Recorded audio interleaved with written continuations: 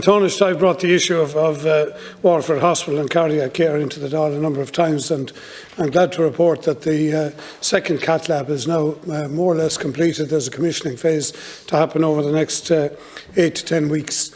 And I think it has to be recognised the efforts of University Hospital Waterford, which is now the standout hospital in the country in terms of both reducing the lowest trolley count in the country and the most significant impact to its longer-term waiting lists, down by over 20% this year.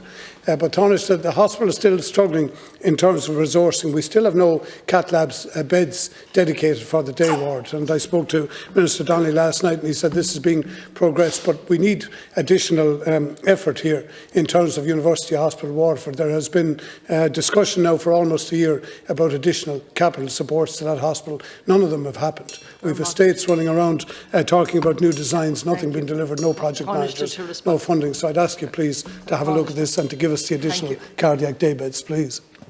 Thanks, Deputy. I can certainly give you the commitment that the Government will examine that. A lot of progress, as you say, has been made in Waterford in recent years, particularly with a very major improvement in trolley weights, one of the best performing hospitals now.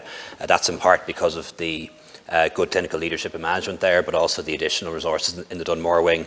But with a rising and ageing population, if we don't continue to expand the hospital, we'll fall backwards again. So we'll certainly examine what can be done in terms of extending bed capacity. And I am really pleased to hear the second cath lab is nearing completion. It's been a very long saga, and it's great to see that that is the case. And I'm determined to work with the Deputy and everyone involved and the Minister of Health in making sure that that is commissioned and operating in the early part, or certainly the first half of next year. Deputy.